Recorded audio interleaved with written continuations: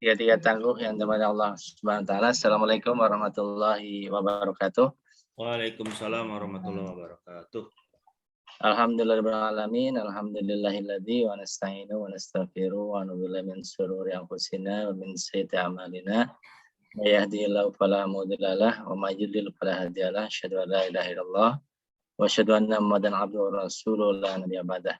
Alhamdulillah, bersyukur Allah SWT pada pagi hari ini Allah SWT masih bisa mempertemukan kita, bersilaturahim kita, bertatap muka walaupun lewat virtual, dalam rangka kita menguatkan keimanan dan keislaman kita bersama IPB 33 Tangguh dalam rangka kajian rutin 33 mengaji, yang alhamdulillah kita masih terus menguatkan konektivitas ini ya, bahasa ketua 33 Tangguh ini untuk saling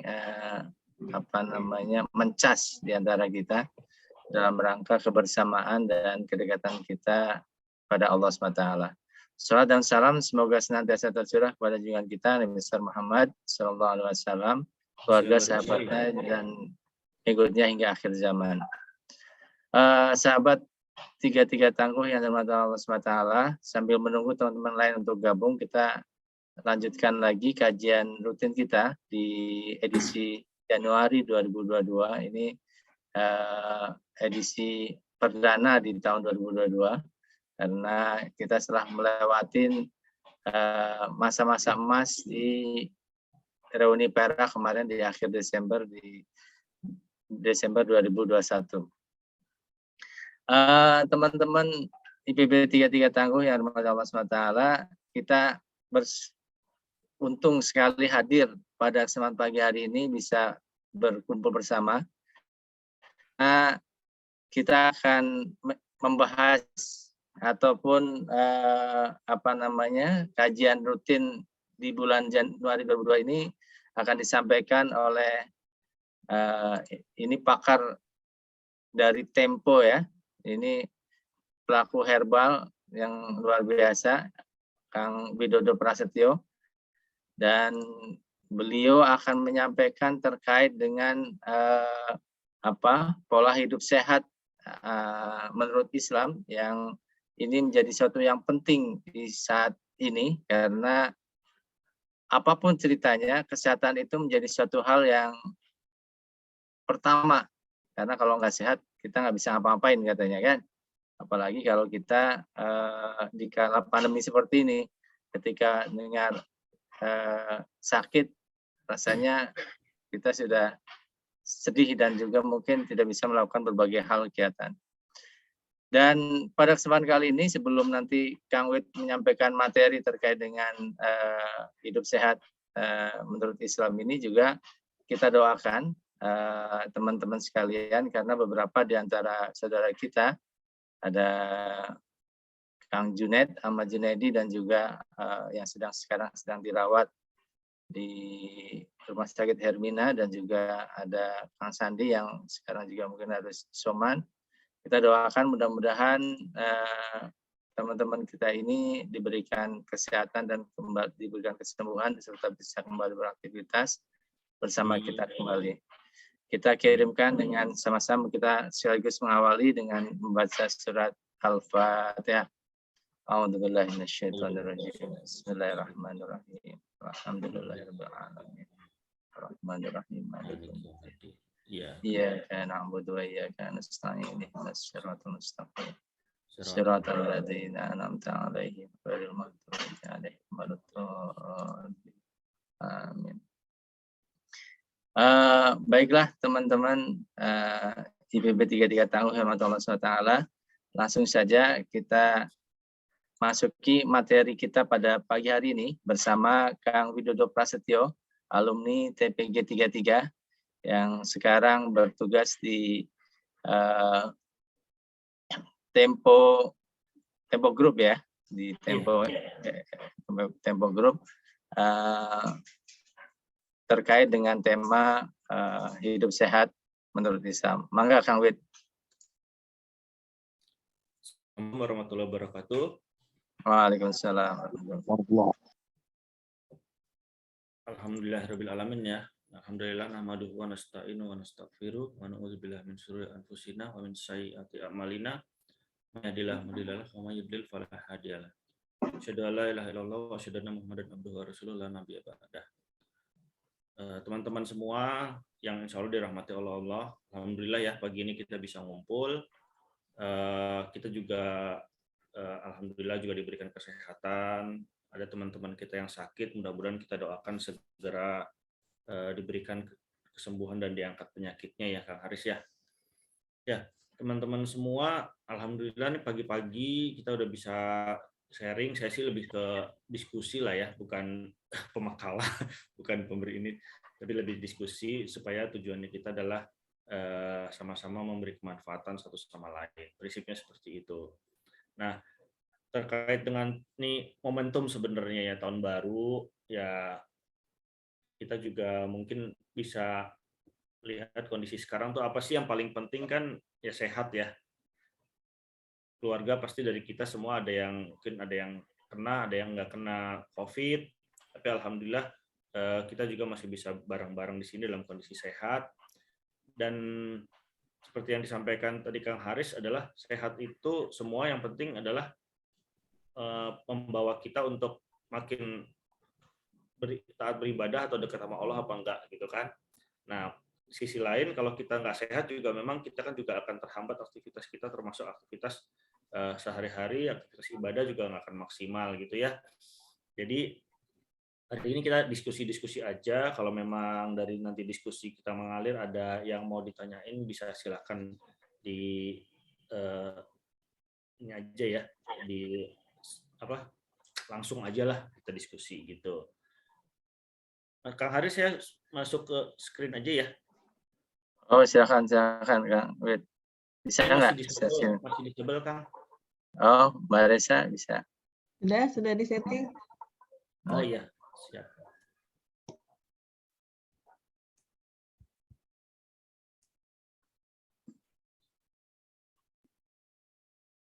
Ini udah kelihatan teman-teman semua? Sudah Kang Wid. Oke. Jadi alhamdulillah ya, kita semua udah lahir, kebanyakan kita lahir dalam agama Islam, dan kita juga banyak belajar, terus kemudian juga baik ilmu yang dari Islam maupun yang memang ilmu yang memang bukan dari Islam. Cuman kadang-kadang kita tuh satu hal suka dikotomikan kan, bahwa oh kalau terkait dengan kesehatan ya udahlah ikut yang medis aja gitu. Kadang-kadang kayak gitu. Padahal di agama kita sendiri tuntutan untuk gaya hidup itu kan dalam Islam juga mencakup semua hal, termasuk untuk gimana sehat. Kalau kita lihat kan orang biasanya lebih ke ya bikin pola makan keto lah atau apa. Jadi kita kehilangan pegangan gitu loh. Ada ikutan puasa intermiten lah. Sekarang kan untuk sehat di balik COVID ini banyak sekali gaya hidup baru yang memang dipasarkan secara komersil gitu kan. Tujuannya memang ada potensi pasar di sana. Tapi kalau kita balik lagi lihat sebenarnya di agama kita sendiri itu udah mengatur semuanya. Jadi memang ini yang mau kita sedikit-sedikit angkat supaya kita juga makin ya insya Allah makin bertambah iman kita ya, dengan tahu bahwa kita tuh agama itu ternyata mengatur semuanya gitu loh. Nah, kemudian kok nggak bisa ke ini ya, ke slide berikutnya ya? Di stop share dulu mungkin Dok, terus di share screen lagi. Oh iya, oke.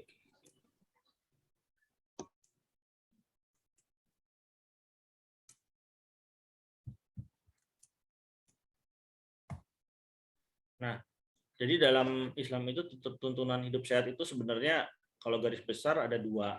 Yang pertama adalah software-nya, yang kedua adalah hardware-nya. Ini saya sih senang gitu loh ngedengerin kayak ustadz-ustadz kayak Zaidul Akbar yang memang dia backgroundnya dokter tapi memang melihatnya bukan secara medis doang tapi secara tuntunan Islam dalam hidup sehat. Nah, ternyata kalau dijalanin sehari-hari itu efeknya luar biasa. Teman-teman bisa menjalankan 1-2 bulan secara ya jangan sukarela ya, jangan dalam hal kayak misalnya kadang-kadang kalau orang misalnya diet keto itu kan aduh saya mau turun berat badan. Tujuannya itu adalah tujuan duniawi banget deh. Nah, kalau ini tujuannya adalah kita bagaimana kita mengikuti perintah Allah. Karena Allah tuh ternyata untuk makanan aja ngatur. Perhatikanlah makanan yang kamu makan, contoh kayak gitu kan. Nah, software itu memang kalau kita lihat semua kegiatan ubudiyah kita, semua kegiatan yang bisa menyehatkan hati, menyehatkan tubuh, menyehatkan pikiran kita itu sebenarnya ada di dalam kegiatan ubudiyah kita. Itu tuntunan dari Allah. Dalam sholat udah banyak lah yang membahas ya khasiat sholat, manfaat sholat buat kesehatan, puasa, haji, mengaji. Nah katanya kalau puasa tuh pasti akan mengurangi cadangan lemak dalam tubuh gitu kan. Kalau haji itu berada di Makkah itu beda. Magnet di sana tuh beda karena bebas magnet kan. Jadi lebih sehat buat tubuh kita. Mengaji juga bisa membantu menstabilkan tekanan darah. Cuman bukan itu yang kita kejar sebenarnya. Itu adalah hanya bonus. Yang kita kejar adalah dengan mengaji kita semakin dekat sama Allah, dengan sholat kita dekat dengan Allah, puasa juga, bonusnya sehat. Jadi prinsipnya seperti itu ya. Bukan tujuannya kita nanti mau saya sholat khusyuk atau supaya sehat, jangan. Puasa supaya sehat.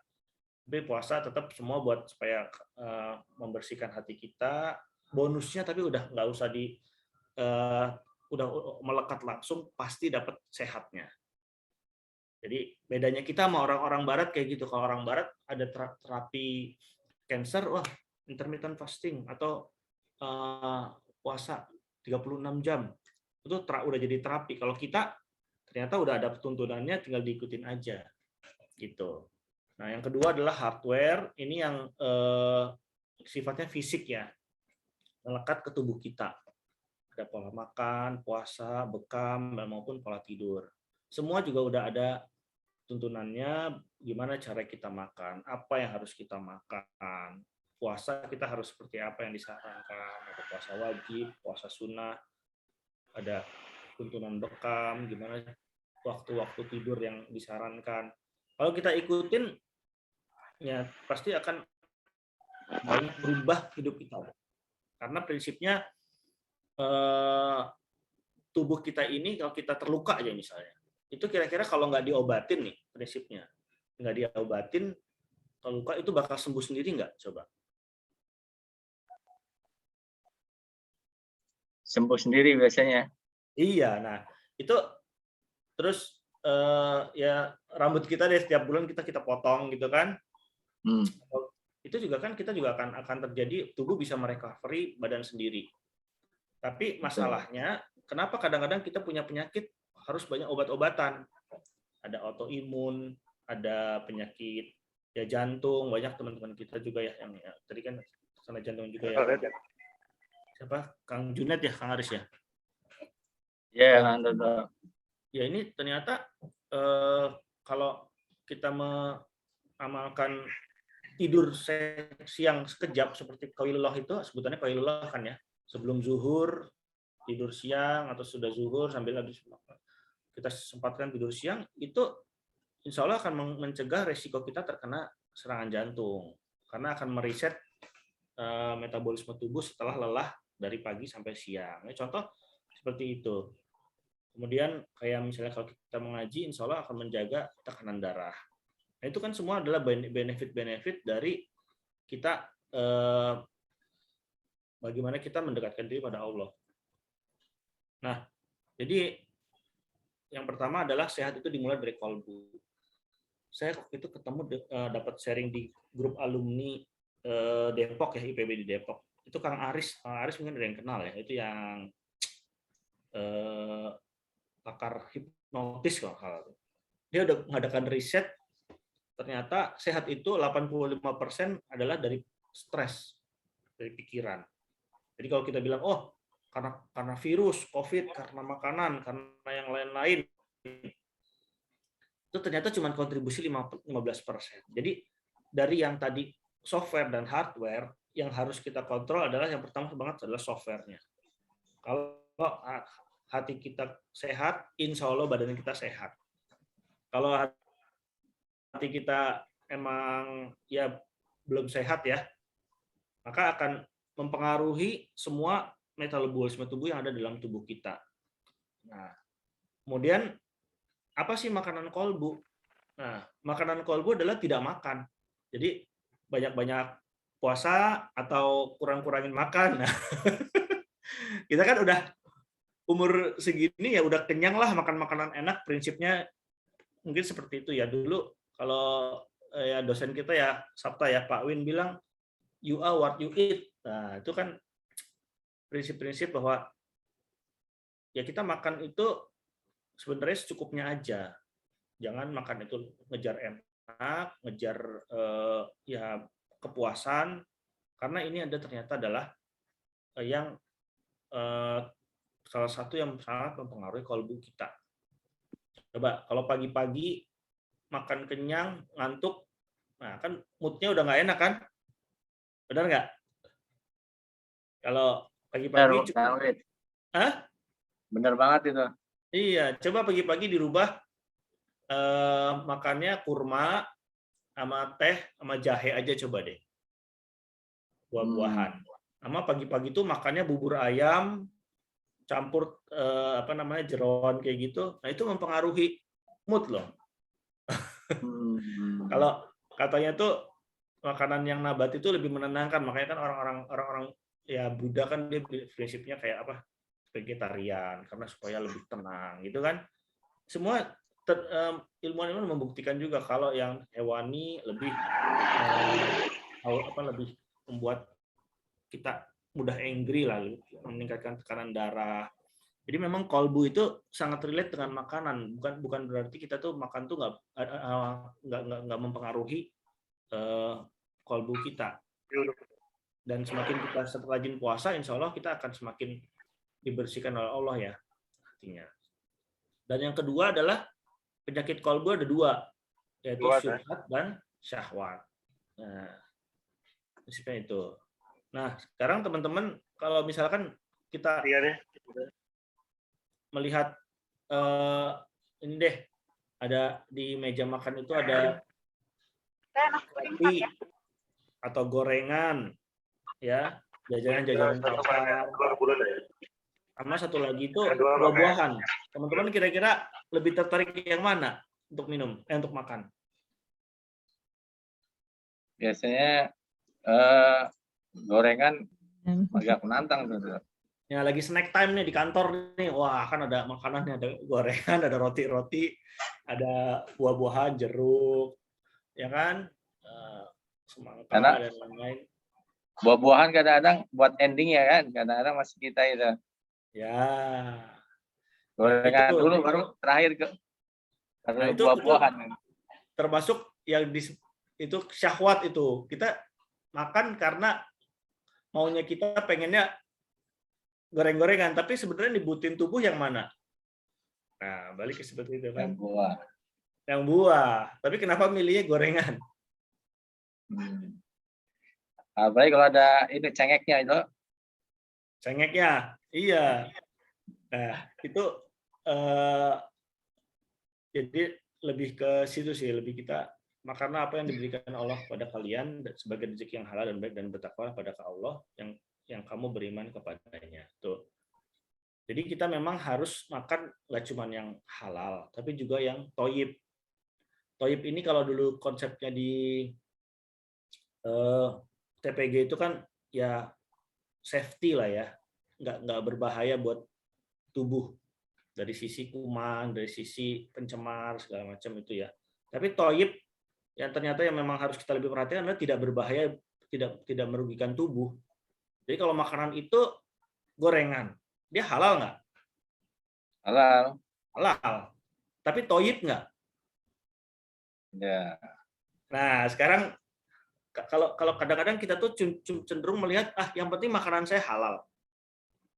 Coba sekarang ditambahin satu atribut halal dan toyib. Arti toyib itu adalah tidak berbahaya untuk tubuh. Nah,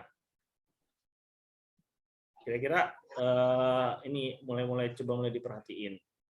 Kemudian di Quran surat Abasa ayat 24, dan hendaklah manusia memperhatikan makanannya. Nah, kan Allah udah memberikan petunjuk seperti itu ya. Nah, ini contohnya. Sebenarnya secara natural harusnya kalau kita lihat buah-buahan kayak gini sama ini gorengan roti-rotian, warnanya menarik yang mana coba? Segar-segar buah sih, Dok. Segar buah. Cuman kenapa kita lebih milih yang kanan? Iya. Nah, itu prinsipnya tergantung pada tubuh kita juga, Kang. Jadi kalau kita, ya teman-teman semua ya, kalau kita udah terbiasa yang kiri, ngelihat yang kanan itu akan jadi, aduh, nggak banget deh, gitu. Karena badan kita juga udah menyesuaikan dengan apa yang dibutuhkan, udah lebih bersih. Tapi kalau kita emang selalu makan yang kanan, ngelihat yang kiri itu juga kayak, aduh, nggak dulu deh, sama prinsipnya gitu. Jadi mau prinsip ini kita mau badan kita terus-terusan ngikutin yang kiri atau yang kanan gitu. Nah, contoh kayak kita minum jus deh. Minum jus yang contohnya jus apa ya? Jus nggak usah yang manis-manis deh. Contoh misalnya alpukat ya. Jus alpukat itu kan emang kalau nggak pakai, kalau yang bagus itu kan alpukat nggak pakai susu ya, apalagi nggak pakai gula. Tapi kira-kira enak nggak? Kalau nggak pakai gula, pahit, Dok. Pahit. Nah, sekarang mindsetnya misalnya kita coba sama-sama buah, alpukat dicampur dengan mangga, alpukat dicampur dengan pepaya atau pisang. Jadi manisnya manis sama-sama dari buah. Nah, itu lama-lama manisnya gula itu jadi nggak enak kalau kita udah terbiasa manis-manis yang alam. Itu akan terasa seperti gitu. Karena badan kita, udah enak kok, ini manisnya udah enak. Dari pisang, ya kan, dari nanas. Nah, beda kalau kita selalu menggulain makanan kita, yang lain jadi nggak enak. Itu mekanisme pencecat di tubuh kita kan di sensor rasa itu tergantung apa yang dilatih setiap hari gitu loh. Kalau udah dikasih gula, dikasih MSG, dikasih yang lain-lain, itu kan dia udah sensitif, cenderung lebih reseptornya itu udah terkena yang levelnya tinggi. Mungkin gitu ya Sabta ya. Kalau yang alami gini kan cenderung tidak berlebihan, tidak intensitasnya tidak tinggi. Beda sama yang makanan-makanan ada di yang seperti makanan kemasan, gorengan, sirup-sirupan, gula itu kan akan emang lebih ngejreng lah rasanya, tapi juga akhirnya respon kita jadi yang lain ngerasa nggak enak. Nah, prinsip yang pertama adalah Rasulullah sebagai SAW mengajarkan kita untuk berhenti makan sebelum kenyang. Nah, ini prinsipnya adalah tadi, bagaimana kita makanan kolbu adalah tidak makan. Badan kita sebenarnya kan udah disetel seperti ini nih, kalau kita makan, kita akan dikonversi menjadi gula, kemudian gulanya itu dimasukin ke sel tubuh. Nah, kemudian ada yang diolah menjadi tenaga, ada yang diolah menjadi otot, ada yang diolah menjadi lemak. Baru nanti kan kalau kita lihat nih, sekarang dari 3 komponen ini nih, badan kita kan misalkan ada komponen lemak, komponen otot, ya kan? Ini adalah deposit. Ini deposit nih. Deposit yang dari hasil makanan kita. Kalau kita makin banyak makan, kalau kita aktivitasnya tinggi, maka akan menjadi energi kan. Tapi kalau kita makan, tapi nggak banyak aktivitas, jadinya ya dua ini nih. Jadi otot, bagus kalau kita sering olahraga jadi otot. Tapi kalau kita nggak sering olahraga, jadinya apaan? Nah itu saya Dok. Lemak. Nah, ini sebenarnya anjuran Islam untuk berhenti makan sebelum kenyang adalah supaya cadangan lemaknya itu nggak banyak.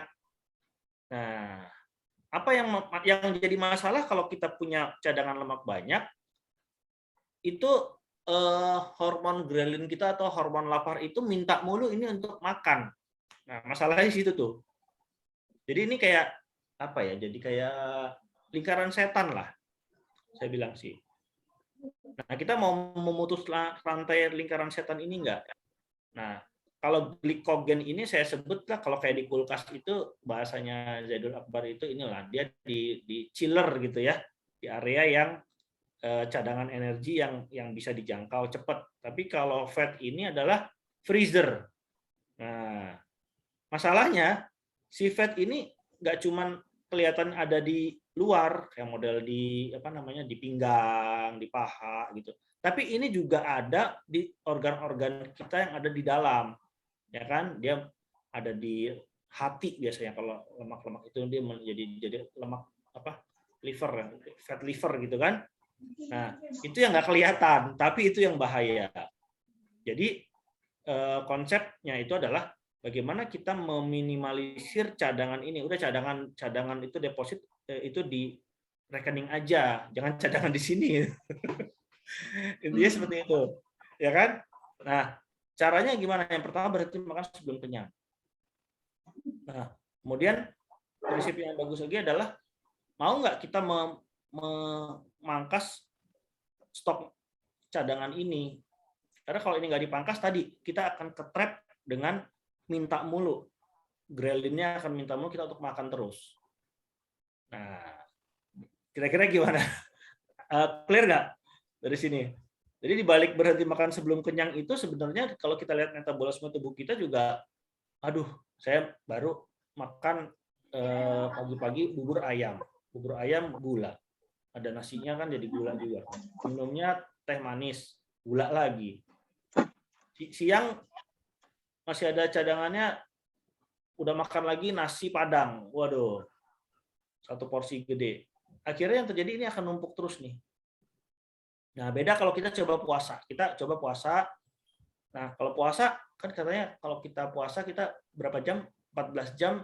Biasanya kan kita 1 hari pertama, 2 hari pertama agak-agak ngantuk ya. Tapi pas kita udah hari ketiga, hari keempat dan seterusnya, kira-kira masih ngantuk nggak? Normal biasanya agak segar ya. Nah, normal agak segar. Itu sebenarnya momentum kita untuk memangkas cadangan ini nih. Syaratnya satu. Syaratnya pas lagi kita sahur dan buka, makannya jangan dibalas. Makannya dikit aja. Kenapa makannya dikit? Supaya nanti yang lemak-lemak tubuh ini akan bisa dikonversi menjadi tenaga, kebuang semua. Nah, ini yang baru yang akan memberikan manfaat bahwa berpuasalah maka kamu akan menjadi sehat. Tapi kalau kita berpuasa, buka puasanya pakai teh manis, buka puasanya makan berat, itu sama aja, cadangan ininya tidak akan terpangkas gitu kan. Akhirnya masalahnya kalau ini ada terpangkas, beban tubuh itu yang menjadi berat, itu yang menjadi men-trigger tadi tubuh itu jadi banyak penyakit. Ada ke jantung, ada ke pembuluh darahnya banyak lemak, ada hatinya banyak lemak gitu ya. Kok saya nggak makan lemak, saya cuma makannya nasi-nasian doang. Iya, kalau di dalam tubuh itu nasi jadi gula, dirubahnya jadi lemak juga. Jadi bukan berarti yang lemak-lemakan minyak-minyakan itu yang berbahaya. Semua makanan di tubuh itu karbohidrat akan dirubah menjadi ini. Nah, ini rantai apa? Lingkaran metabolisme seperti itu. Sampai sini ada pertanyaan nggak? Cuma kita kan diajarin biasanya makan itu 3 kali dari kecil gimana Dok? Oh iya betul, makan itu diajarin dari kecil itu memang ya itu dia. Seperti saya sampaikan tadi, kita tuh lahir dalam keadaan Islam. Kemudian kita besar dengan pendidikan yang kita terima itu memang jarang yang mengkaitkan oh ini tuntunan agama seperti ini. Biasanya tuntunan agama hanya ubudiyah aja kan. Kamu harus sholat, harus puasa, harus ini. Tapi kalau untuk urusan makan, kita itu pagi pasti makan berat. Dan nasi, kalau Indonesia katanya kalau belum makan nasi belum sarapan. Nah, belum makan, iya. Belum sarapan, belum makan. Nah, sekarang kita lihat Rasulullah SAW kalau pagi itu cuman makan apa? Kurma ya, Dok? Iya, kurma cuman 7. Kemudian madu. Ada kurma, dia juga rendaman kurma. Rendaman kurma itu sebenarnya kan infus water. Ya kan? Kurma direndam itu infus water. Nanti terus kalau misalnya Nabi bertanya ke istrinya, misalnya Bunda Aisyah, ada makanan? Oh, nggak ada makanan. Ya Rasul, ana soimun. Udah, kalau nggak ada makanan puasa untuk menyenangkan istrinya. Tapi ya itu juga sama, karena kita nggak akan mati kan kalau kita nggak makan. Tapi kalau nggak minum kan 2 hari kan kita bisa meninggal ya. Kalau nggak makan, udah sekarang sering-sering lapar deh. Kuncinya gitu. Karena makanan kolbu adalah tidak makan. Apalagi kalau kita masih punya, oh pipi ini masih banyak nih lemaknya nih. Nih pinggang masih banyak lemaknya, paha masih banyak lemaknya. Udah, coba deh. Nah, kecuali kalau memang punya sakit mah, itu mungkin makannya itu dikit-dikit tapi sering supaya nggak sampai kosong. Sediain seperti makanan-makanan cemilan yang sehat ya, buah-buahan, pisang, kan seperti itu. Jadi makan itu yang baik, Kang Haris. Kalau pagi itu sebenarnya malah kita makan makanan yang kan pagi itu kesebutannya sarapan itu bahasa Inggrisnya kan apaan, Kang? Breakfast. Fast itu jadi dia breakfast. Jadi memotong atau menghentikan fasting. Dari semalaman kita fasting kan. Jadi kita tidur jam 9 jam 10 sampai pagi itu kita nggak makan, puasa kan, fasting. Nah, prinsipnya pagi-pagi itu breakfast itu harusnya benar-benar break. Kalau break biasanya kita lanjut fasting lagi nggak? Kalau break kita break kerja, lanjut kerja lagi kan? Iya. Nah, konsep breakfast itu sebenarnya ya kita break dulu dengan sesuatu yang kemudian kita lanjut lagi fastingnya. Jadi bukan pagi itu nyetok energi, enggak, konsepnya enggak. Kalau pagi itu di satu sisi tubuh kita juga memang masih belum siap untuk mencerna makanan, jadi berat. Itu kenapa kalau kita habis sarapan tuh ngantuk. Artinya kalau ngantuk itu kan kita tubuh makanan yang kita makan nggak dicerna. Nah, tubuh itu baru bisa mencerna makanan dengan baik itu pada saat siang hari ya, di atas jam 11 gitu ya, baru bisa enzim-enzimnya tuh udah mulai banyak, udah siap. Boleh deh tuh makan berat. Tapi kalau pagi kita makan berat itu namanya membebani tubuh. Kayak mobil tuh kayak kita digaspol gitu loh. Lama-lama gampang rusak gitu loh. Nah, ini prinsipnya seperti itu sih. Jadi kalau pagi makan makanan yang memang menyegarkan tubuh aja, membantu pencernaan seperti kayak model buah-buahan, madu, kurma terutama yang paling bagus, dan probiotik seperti yogurt, seperti itu ya. Itu cukup untuk sarapan. Coba deh. Ini kan wah berat banget, harus ninggalin nasi uduk, bubur ayam segala macam. Ya pilihannya tadi kita mau sehat apa enggak itu kan. Dan itu semua kan udah kenyang lah dulu makan sarapan pagi seperti itu kan. Nah, sekarang sarapan sesuai dengan kebutuhan, bisa gitu. Nah, tapi ada yang bilang karena mau beraktivitas harus berat pagi itu sampai siang kan biasanya kerja berat ya, maksudnya full time. Jadi ada yang mengatakan harus diisinya juga ini Dok, buat tenaganya katanya. Sebenarnya itu benar nggak itu Dok? Ya ini prinsip gambar ini gini nih. Kalau kita pagi-pagi makan berat, berarti akan ada di sini tubuh menerima makanan ini, kemudian dikonversi menjadi tenaga kan. Masalahnya pagi-pagi itu tubuh belum siap untuk memproses. Akhirnya dia akan menjadi cadangan. Ujung-ujungnya ngantuk kan malah kan. Nah, gimana kalau tubuh nggak ada yang kita masih puasa, tubuh akan ngambil dari paling pertama adalah dari otot kan. Menjadi apa? Menjadi tenaga. Kemudian kalau makanya tadi konsepnya puasa.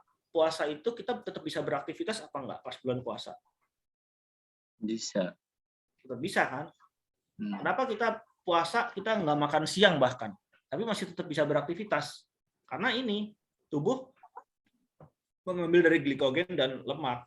Dan luar biasanya kalau tubuh kita memang dilaparkan sampai seperti 14 jam bahkan sampai misalnya lebih panjang lagi 18 jam, itu tubuh itu akan lapar banget untuk memakan ini, memakan otot, memakan lemak. Pertama otot dulu, kalau otot udah habis baru lemak. Nah, itu kayak bahasanya itu tuh bahasa Zaidul Akbar tuh kayak singa lapar lah, bener-bener dikuras. Jadi nggak usah khawatir ketika kita nggak makan dari luar, yang ada di dalam itu akan dikuras dan itu akan sehat. Kalau mobil tuh oli-olinya tuh hilang semua gitu loh. Kerak-keraknya juga ya. Kerak-keraknya hilang semua jadi tenaga. Nah, insya Allah coba di zaman Nabi itu sahabat yang gemuk itu relatif sedikit. Rata-rata karena biasa puasa, makan juga secukupnya. Tenaganya suruh perang juga kan luar biasa kan. Nah, ya, kalau kita sekarang itu masalahnya makanan tuh enak-enak semua kan. Jadi godaannya gitu ya.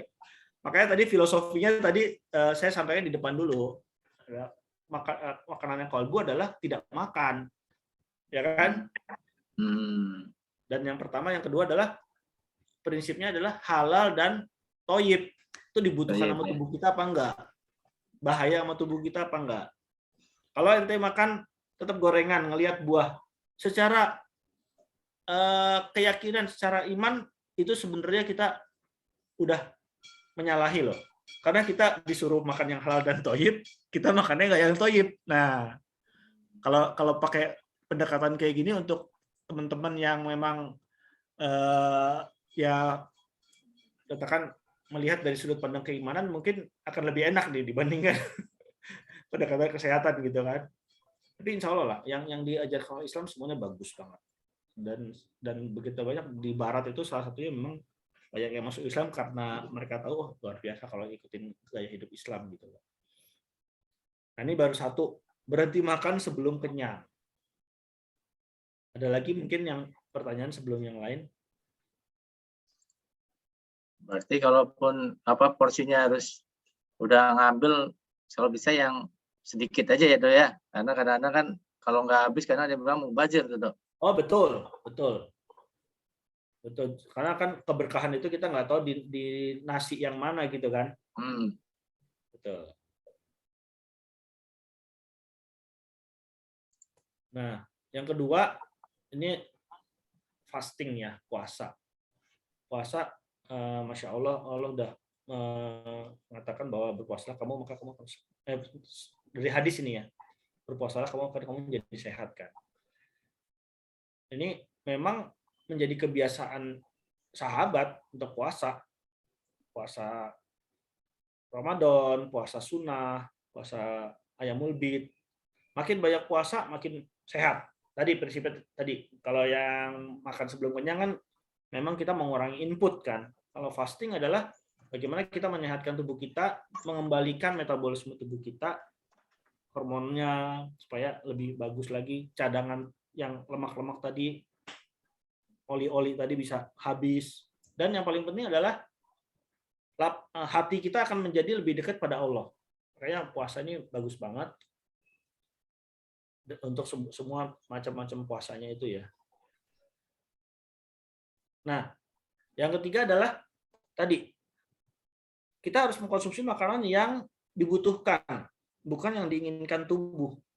Nah, kalau diinginkan diinginkan itu maunya kepala kita, maunya saya maunya yang enak nih, maunya yang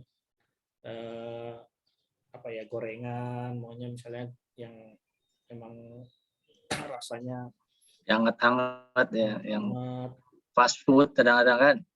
ya bakar-bakaran sate itu kan enak banget gitu kan misalnya kan. Tapi kita makan yang dibutuhkan. Kalau kita makan yang dibutuhkan, insya Allah tubuh kita kalau bisa ngomong tuh bakal berterima kasih banget deh. Nah, kalau dulu kan kita makan apa 4 sehat 5 sempurna, ya kan? Prinsipnya kayak gitu kan? Iya. Tadi kurang pas ya, Do ya?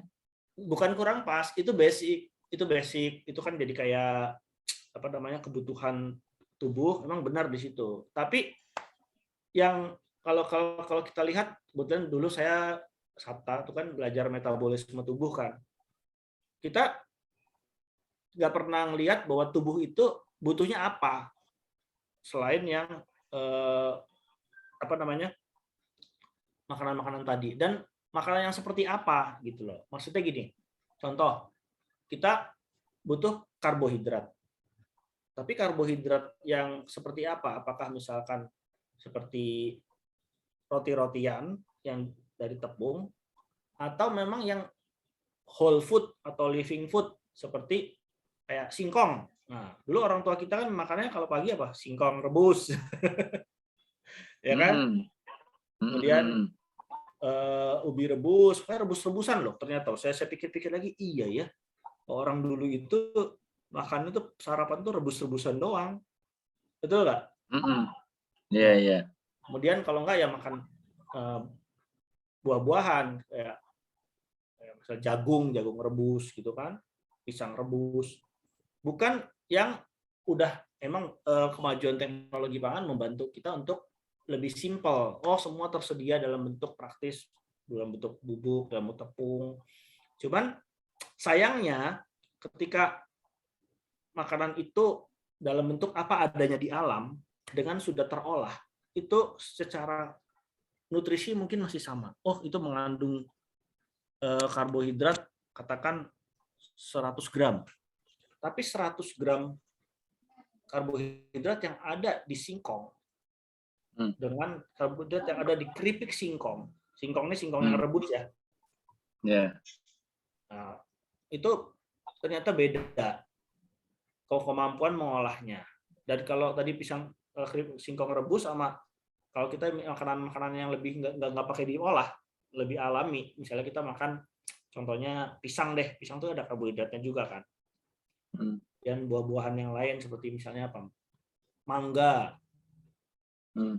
Itu yang langsung dari alam itu ternyata jauh lebih dirindukan oleh tubuh karena banyak mengandung enzim.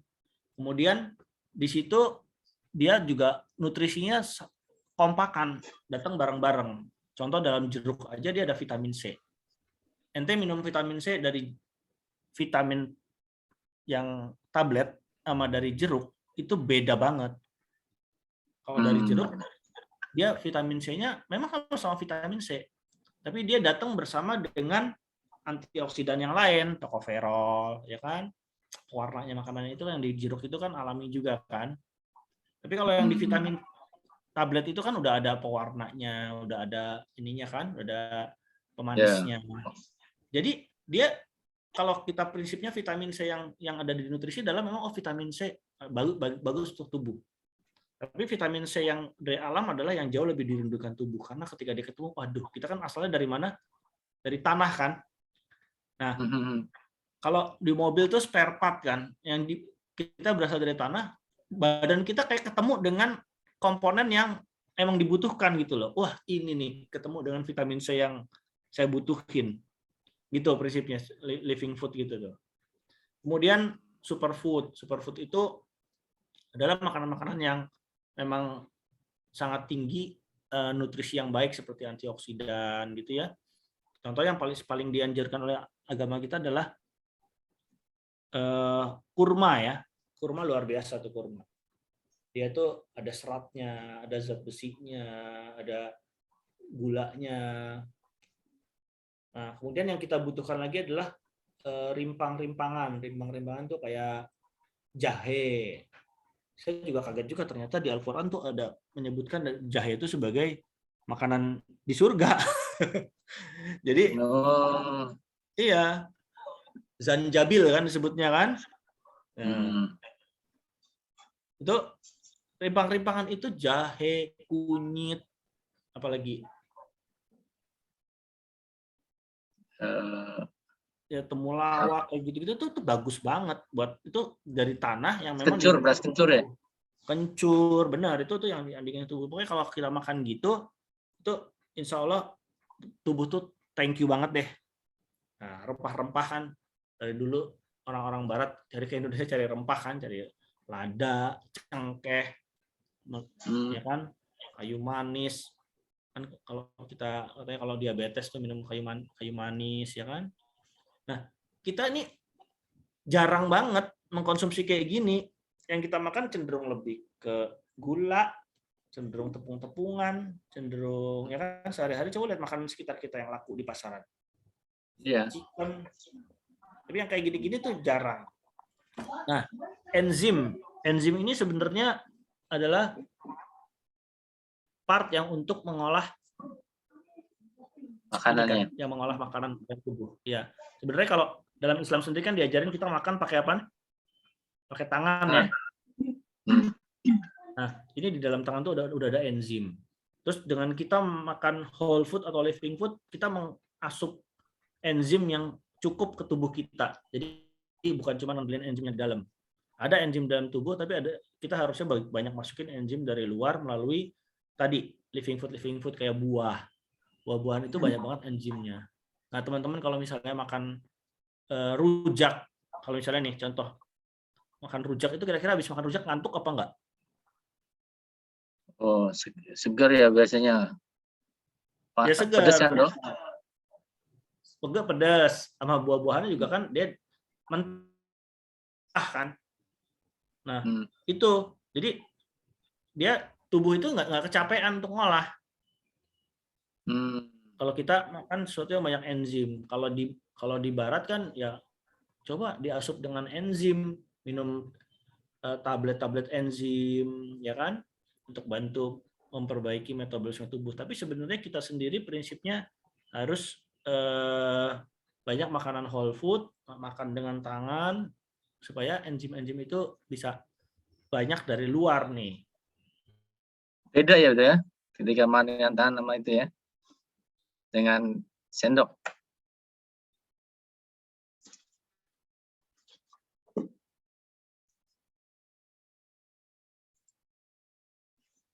Ya, kurma itu bagus banget tuh. Hah? Gimana Kak? Ya tadi makan dengan tangan sama sendok beda ya. Asupan walaupun makanannya yang dimakan sama gitu ya, berefeknya lain.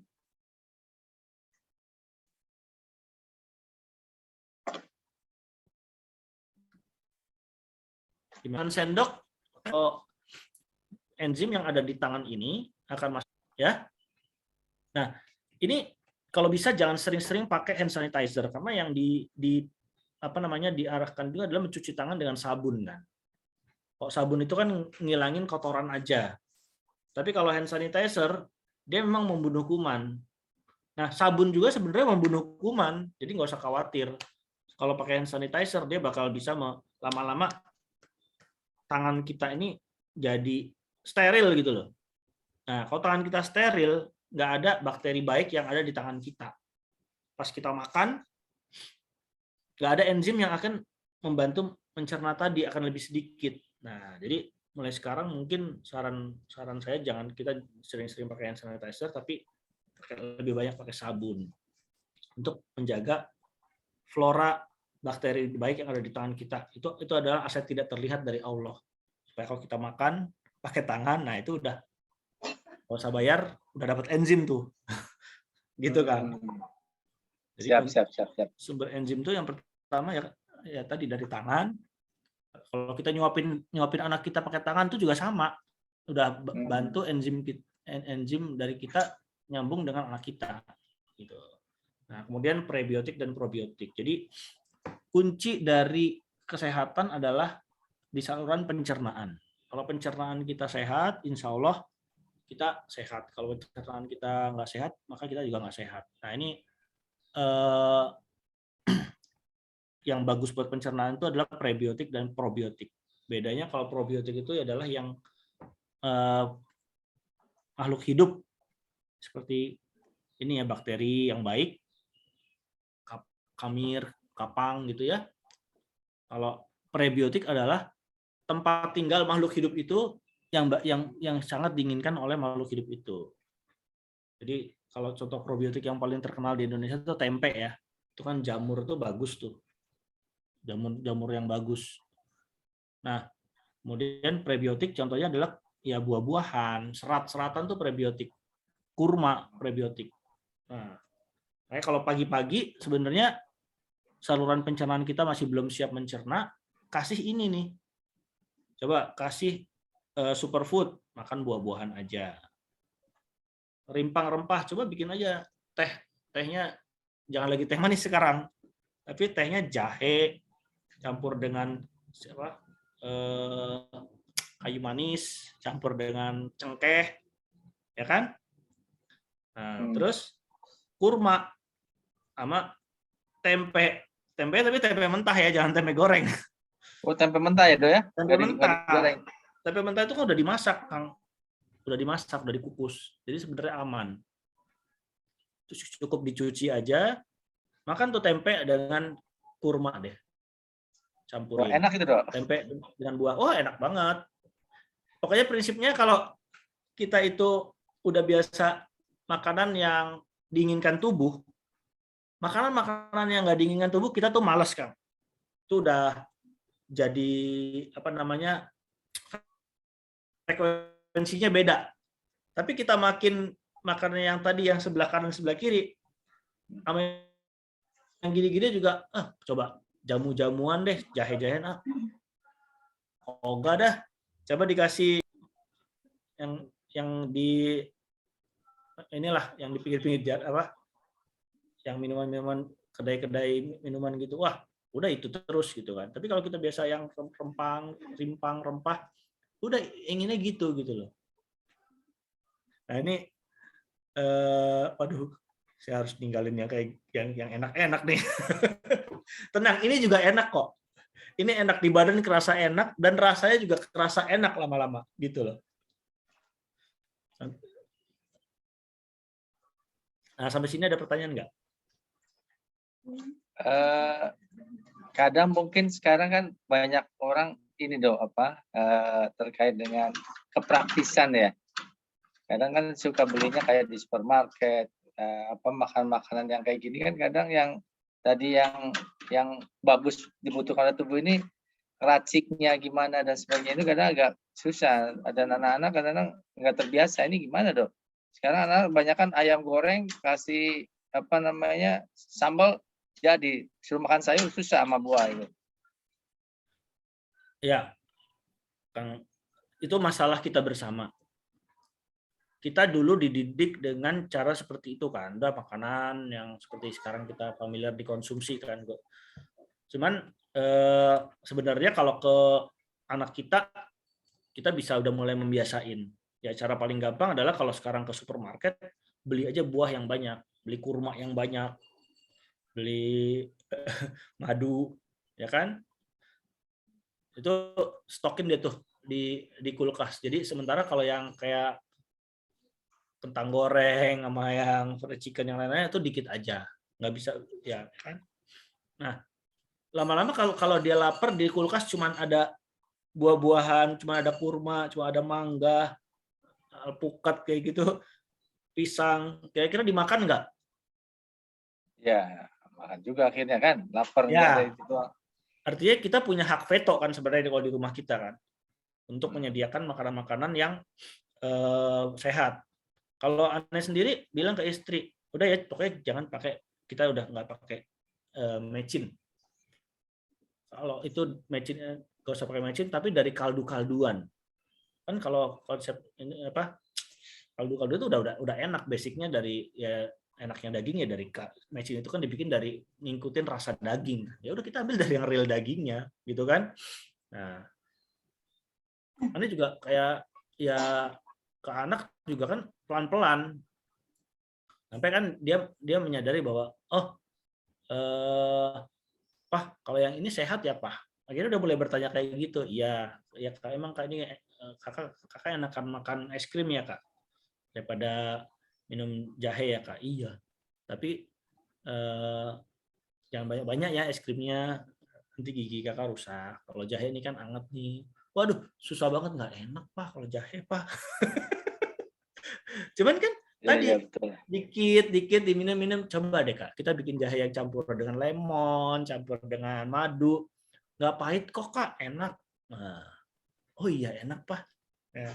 Jadi memang pelan-pelan Kang, tapi kalau kita udah membiasakan makan buah, kalau pagi saya nggak makan nasi, makannya cuma buah, teh, yogurt, misalnya seperti itu. Dia kan tiap hari ngelihat kita kan, ya lama-lama istri ngikutin. Oke deh Pak, Mama ngurangin nasi. Makan buah sebagian diganti buah. Iya, ganti buah sebagian. Anak juga ngelihat kan. Nah, mungkin masih tetap makan nasi. Tapi lama-lama ya kebiasaan itu harus kita contohin sih. Dan kesempatan ini akan membangun kebiasaan sehat yang akan membuat generasi kita ke depan makin sehat kan Kang. Kalau kita nggak mulai dari sekarang, generasi kita ke depan akan ketep dengan masalah yang sama gitu. Mungkin itu sih.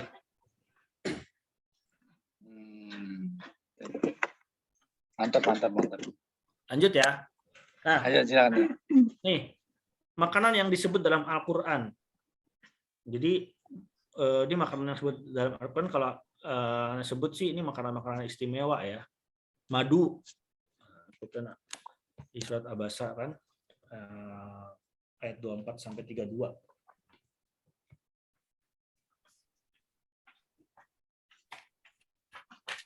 Ini kalau kita lihat kan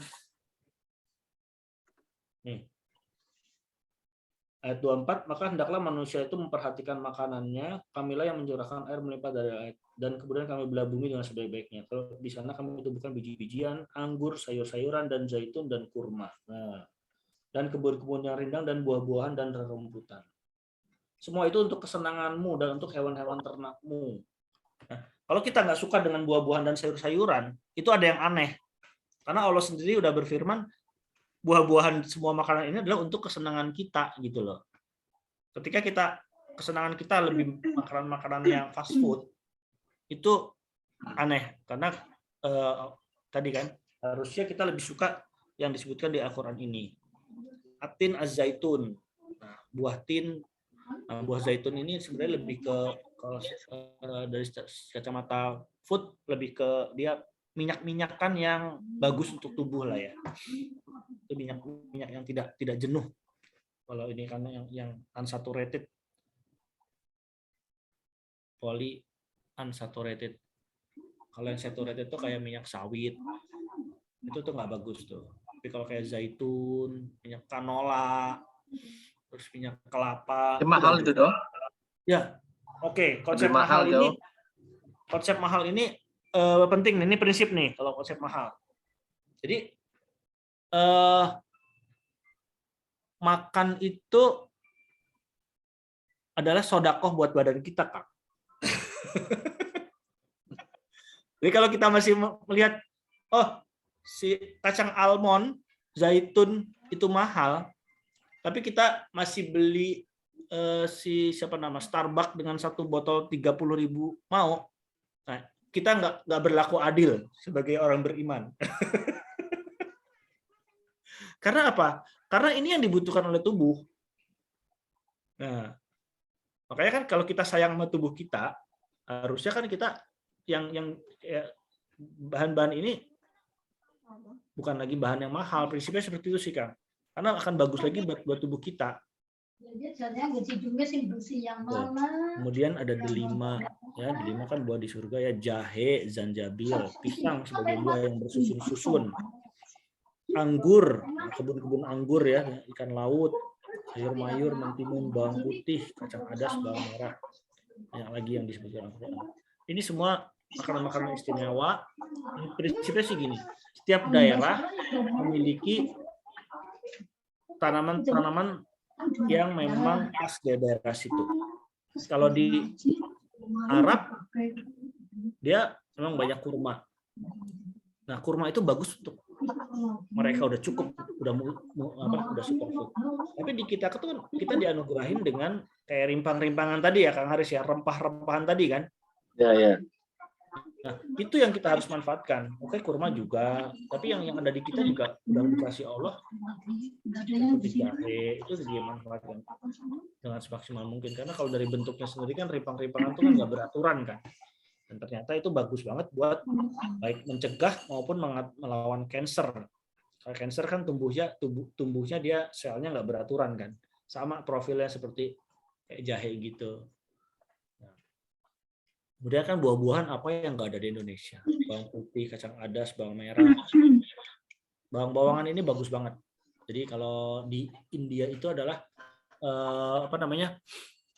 negara dengan tingkat kesuburan tertinggi. Itu karena mereka banyak konsumsi bawang. Bawang bombay. Bawang bombay ya? Iya, bawang bombay. Nah, makanya di tiap daerah punya kekhasan masing-masing. Kita nggak perlu bawang bombay, kita cukup bawang merah, bawang putih. Itu udah bagus buat kita.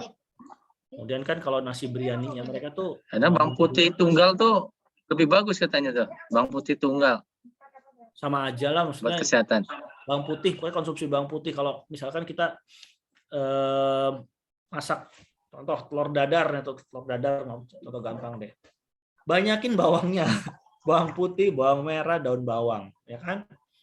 Itu kesempatan. Digoreng nggak apa-apa ya, nggak rusak deh ya bawangnya. Nah, konsepnya yang penting digorengnya dengan minyak yang baik ya. Nah, ini juga kan sekarang lagi minyak goreng mahal ya.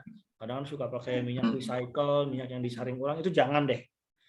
Minyak itu sebaiknya 1-2 kali pemakaian aja. Bahkan kalau yang bagus itu kan kalau minyak-minyak unsaturated itu kayak model zaitun, kelapa, canola, itu minyak itu dikonsumsi langsung. Jadi kalau kita ke Timur Tengah itu kan pasti dia banyak minyak-minyak yang dijajarin tuh, ya kan? Minyak zaitun apa itu kan disiramin langsung ke nasinya gitu kan? Karena harusnya minyak itu ya seperti itu yang dibutuhkan tubuh itu bukan minyak dalam bentuk gorengan. Minyak-minyak mentah yang memang tidak jenuh itu dikonsumsi. Sering dikonsumsi itu akan bagus membantu setting ulang metabolisme. Kan kalau di Indonesia juga alhamdulillah tuh laku juga habatus sauda. Habatus sauda tuh juga sama tuh bantu riset metabolisme tubuh kita. Jadi kalau makan tiap hari minum habatus sauda, kita akan terbantu tuh metabolisme hormon yang mulai rusak-rusak itu akan insya Allah terbantu. Jadi kalau minyak prinsipnya gitu Kang, jangan minyak yang udah dipecah atau udah rusak, tapi minyak mentah. Nah kalau goreng ya sebaiknya dikit dan jangan berulang, itu aja sih. Jadi prinsip mahal atau murah tadi relatif. Kita mau murah tapi nggak bagus buat tubuh, mahal tapi bagus buat tubuh akan lebih murah jatuhnya gitu loh. Tapi memang beda ya Dok antara minyak sawit dengan minyak kelapa itu kandungan walaupun nanti sama-sama digoreng misalnya itu kan kandungannya itu jauh lebih bagus minyak kelapa atau zaitun ini Dok dibanding minyak sawit yang biasa dipakai gitu. Sawit itu kan dia asam lemaknya jenuh banyak kayak palmitat itu memang buat goreng-gorengan dia tahan panas lah gitu loh. Nah masalahnya kalau kita banyak goreng-gorengan tadi kan ketika dia minyak dipanaskan itu akan menjadi banyak radikal bebas. Nah makanya saya nggak sarankan goreng-gorengan. Waktu pernah di Korea tuh kita pagi-pagi sarapan telur dadarnya itu dia direbus kan. Telur dadarnya jadi dimakan itu pakai air. Waduh, ini yang bener nih. Telur rebus itu bukan telur dadar kali Dok. Kalau telur rebus kan masih utuh bulat. Ini telur tetap kocokan kayak telur kayak di McD gitu. Tapi bawahnya itu Air. apa ya, air mendidih gitu loh Kang. Jadi dia Oh. emang nggak ada minyaknya. Nanti kalau kita mau tambahkan apa namanya garam sendiri ya silahkan tambahin garam. Tapi prinsipnya kalau yang goreng-gorengan itu pasti akan memecah lemak dan akan nggak bagus buat tubuh. Nah sebaliknya kalau tadi minyak kelapa, minyak zaitun itu jangan pernah digoreng, jangan pernah dipanaskan. Kalau dipanaskan udah dia jadi jelek malah, karena minyak yang banyak tidak jenuhnya itu akan lebih sensitif terhadap panas, dan ketika dia teroksidasi sama aja jadi radikal bebas juga. Tapi kalau dia masih apa adanya dikonsumsi itu bagus banget buat tubuh. Oh, berarti langsung diminum aja ya, yang minyak itu ya? Diminum aja ya, kebanyakan kalau udah ada yang bentuk kapsul-kapsul itu kan bagus, enak ya diminumnya ya. Tapi kalau yang ya kalau emang ya bisa makan langsung dalam bentuk sendokan gitu, zaitun disendokin ke makan, atau kalau misalnya kita makan makanan itu disiramin aja ke lauknya, itu kan juga bisa nyampur kan. Jadi semua ini variasinya silahkan, yang penting perbanyak aja semua ini ke dalam tubuh gitu. Nggak kira mengkonversi minyak sawit jadi minyak kelapa gitu, kirain untuk kegiatan goreng, ternyata bukan ya Do ya? Bukan. Kalau yang goreng saya sarankan diminimalisir. Jadi prinsipnya itu kalau makan enak jangan ngarepin sehat. Kalau makan sehat jangan ngarepin enak. Ini garis besarnya gitu. Jadi kalau dulu kita kalau di teknologi pangan kita bikin makanan yang enak dan sehat gitu kan. Itu kan oke, itu buat konsumsi komersil kan, memang harus dipasarkan dengan makanan enak dan sehat. Tapi kalau untuk kita mau ngomong sehat, ya udah jangan ngelihat rasanya. Tapi kalau kita udah biasa seperti ini, kita makan pagi-pagi cuman kurma sama pepaya sama tempe tadi, itu enak banget gitu loh. Dan luar biasanya dalam waktu ya nggak lama lah, 1 bulan 2 bulan, kita coba teman-teman akan ngerasain vitalitas hidup yang lebih bagus, lebih jarang ngantuk, tidur lebih enak, pikiran juga lebih enak, mood juga bagus. Insya Allah seperti itu.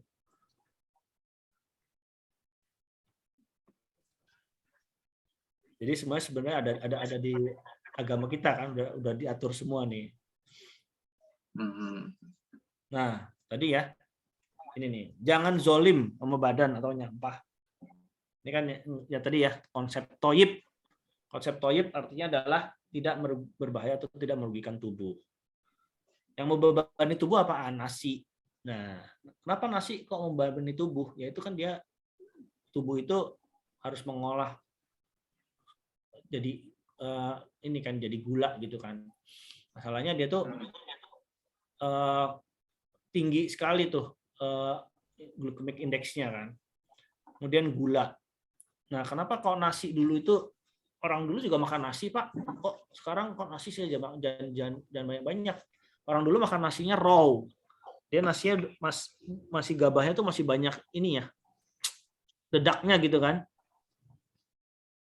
Nah, kalau kita kan nasinya udah berangnya ya, karena belum itu ya. Udah refine, nasinya udah bersih banget kan, nggak ada vitaminnya. Ya, bahkan yang putih sekarang kita carinya kan. Iya, betul. Tambahin pemutih lagi, ya kan. Nah, akhirnya kalau kita lihat ya hewan itu dikasih akal nggak?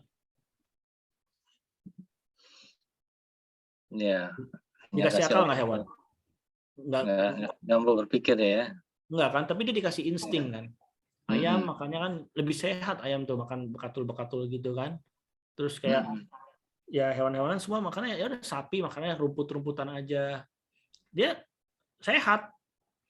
Sementara kita yang dikasih akal malah kita ya harusnya kan lebih memperhatikan apa yang dimakan, seperti yang diperintahkan oleh Allah kan. Kita harus tahu makanan kita itu toyib nggak buat badan kita. Nah, kemudian juga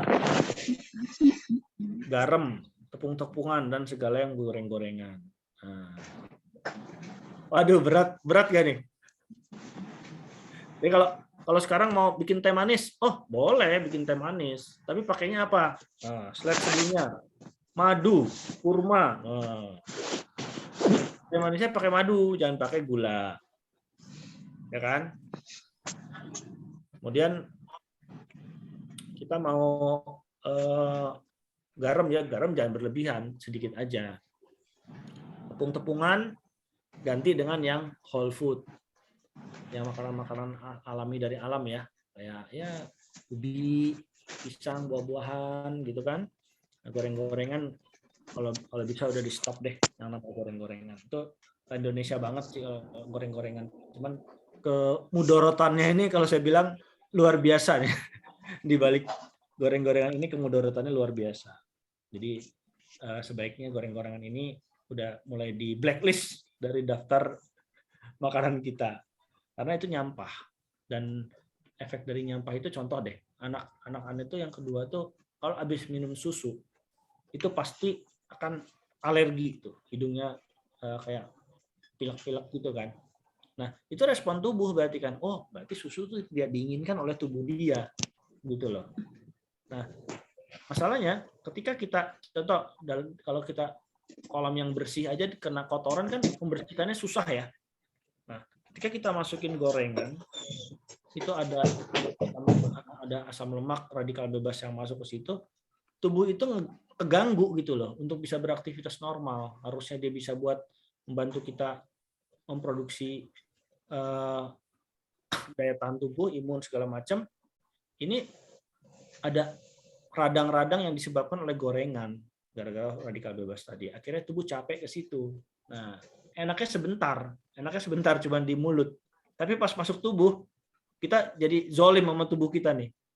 Jadi, aduh, kalau tubuh tuh kalau boleh ngomong pas kita terima gorengan tuh, waduh, beban maneh rek. Kasarnya kan seperti itu kan. Nangis ya tubuh ya. Nangis, bener.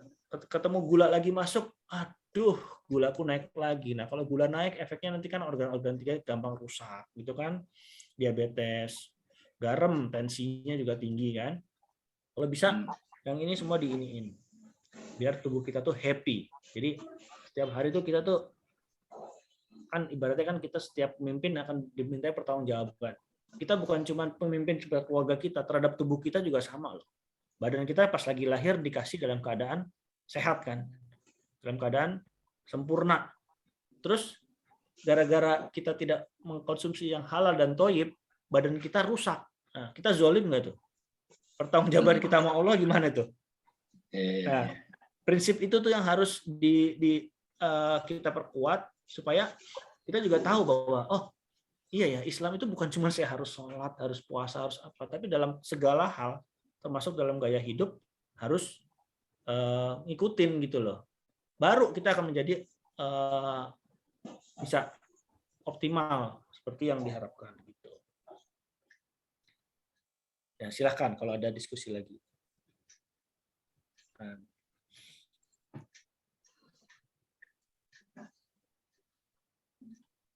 Ada yang didiskusikan? Ini ada sambil ngobrol ya, Mas Dodo ya. Ngobrol lah, enakan gitu kan. Karena sharing aja. Ini ada yang nanya juga nih, Kang Dodo. Ya, gimana Kang? Jadi ada yang nanya tadi kalau sarapan dari Telila nih, sarapan dengan buah, madu, yogurt bisa diterapkan untuk anak-anak juga enggak? Karena anak-anak sebelum sekolah sarapan buah aja cukup berarti untuk bekalnya. Untuk bekalnya baru nasi. Lalu buah apa yang paling baik untuk sarapan? Nah, ini gimana nih? Jadi kalau anak-anak kan sekolah sampai sore nih, kita bawain nasi apa cukup dikasih buah aja nih, Dok? Ya, tadi. Jadi anak-anak bekalin dengan madu dan buah-buahan itu cukup buat pagi-pagi. Kurma, yang bagus tuh buah-buahan kurma. Karena Nabi juga nyontohin pagi-pagi makan kurma doang kan. Ya kan? Nah, memang tetap dilihat kondisi anaknya ini, dia ada ini enggak ada lambung atau enggak, ya kan? Jadi kalau memang nggak ada masalah dengan lambung, ya udah coba biasain pagi-pagi makan buah aja, kasihin kurma, bekal kurma yang cukup. Pisang tuh bagus banget tuh. Dia kan karena bisa nahan lapar ya. Pisang tapi pisang ini kan Dok, pisang buah bener ya, bukan pisang goreng nih. Pisang Ya, buah, Mbak pisang Resa, buah. Betul. Kalau pisang goreng lain lagi ya Dok ya. Lain lagi. Itu zolim namanya tuh. Aneh udah to the point nih. Gitu. Ya, boleh. Itu insya Allah nggak masalah sih. Kalau pagi-pagi dikasih buah-buahan, yang dibutuhkan tubuh soalnya sebenarnya kan situ madu sebelum pagi-pagi dikasih madu, kemudian ada buah-buahan kayak kurma, ya, dan yang sumber karbohidrat seperti kayak whole food kayak pisang tadi udah cukup sih harusnya sih. Nah kalau yogurt sebenarnya tuh bagus banget kalau bisa dikonsumsi pagi-pagi juga buat anak-anak juga ya. Cuman kan memang kan rasanya agak asem ya. Nah mungkin kalau saran saya sih kan agak asam Dok, nggak apa-apa itu ya. Makanya saran saya yogurt itu dicampur dengan madu dan gitu. Jadi kan nggak ini kan, madunya bagus, dia banyak enzimnya, yogurtnya banyak probiotiknya. Kita udah membekali anak kita dengan probiotik dan enzim gitu. Kita itu ubah pagi-pagi itu bekal kan. Sebelum itu juga dia berangkat dikasih makan tadi kan, kurma ya kan. Tambahannya boleh dibekalin juga. Terus tadi apa pertanyaannya lagi Kang? Tadi yogurt buat pagi-pagi oke lah ya. Ini Oke.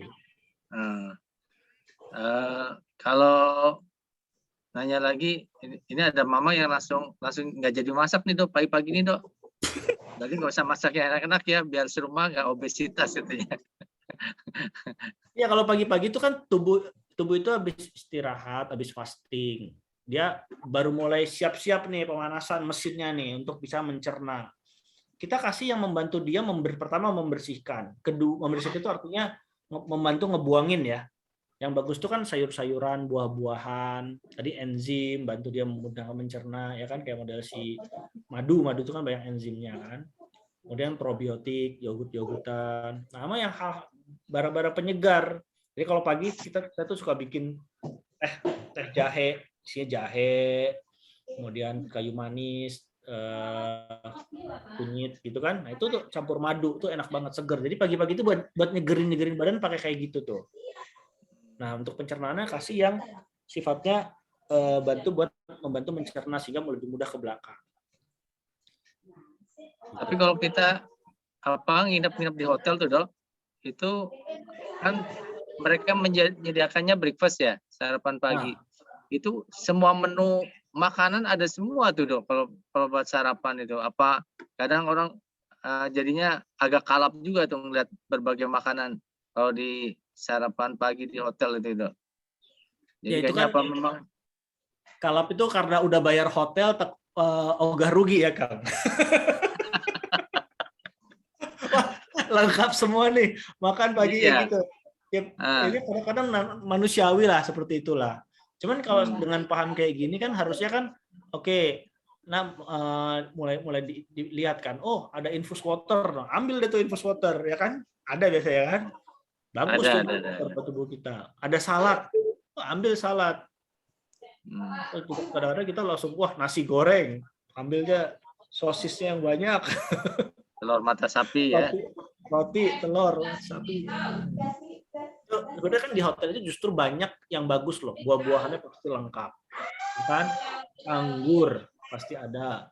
Terus dari salad-saladnya juga ada. Terus biasanya ada yang saya suka tuh kalau ada yang sifatnya sop-sopan tuh. Sop-sopan tuh bagus tuh. Kayak ada apa namanya? Apa Riz yang sop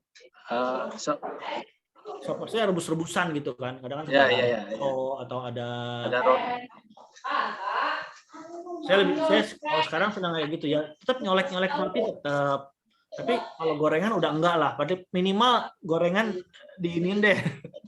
Tapi kan ya itulah. Maksud saya sebenarnya kan teman-teman ini kita semua anak kita juga kalau ngeliat kayak gitu pasti pengen ya. Kan sesekali ke hotel itu kan sesekali. Ya masih silahkan lah. Tapi sehari-harinya dibiasain seperti yang seharusnya. Karena kan kita juga nggak ingin konsep hidup sehat ini jadi kayak apa ya, nggak asik gitu loh, mengekang gitu kan. Tapi kalau mereka sehari-harinya dibiasakan dengan pola hidup yang konsumsi yang sehat, ketika di hotel dia akan lihat juga, oh Pak ini nggak sehat ya Pak, iya Kak ini nggak sehat, minum yang ini aja Kak. Jadi akan seperti itu Kang. Tapi kalau sehari-harinya kita emang konsumsinya yang memang nggak sehat, pas ke hotel ya udah kita susah juga untuk mencegah gitu kan Kang. Sama ada yang nanya lagi nih Dok. Kadang-kadang kan pengertian makan sebelum kenyang ini gimana ya? Beda-beda kan komposisinya. Ada yang mungkin badannya besar, ada yang kecil. Berhentinya itu mungkin takarannya masing-masing ya atau gimana Dok? Betul. Takaran masing-masing. Kan dalam itu kan bencana yang paling buruk di bumi itu kan perut kan ya. Nah, intinya ada noise ya. Intinya kalau yang badannya kecil sama badannya gede pasti kan tangkinya kapasitasnya beda lah ya. Ya masing-masing yang bisa mengejas lah, mengejas. Oh saya udah mau kenyang nih. Nah itu tuh susah banget. Kadang-kadang kita saking enaknya makan, terus mengambilnya udah kebanyakan. Wah mubazir nih. Kalau saya habisin saya kenyang. Kalau nggak dihabisin saya mubazir. Makanya tadi dari awal ngambilnya harus disesuaikan dengan porsinya supaya kita juga nggak mubazir gitu kan. Dan kaidahnya juga jangan sampai kenyang. Sepertiga kan buat makanan, sepertiga minuman, sepertiga udara kan. Arahannya kan seperti itu kan. Kalau lebih baik makan tuh sering, tapi tadi jangan sampai kenyang. Daripada kita tuh makan one stop eating, makan mukbang lah kalau istilah anak sekarang ya.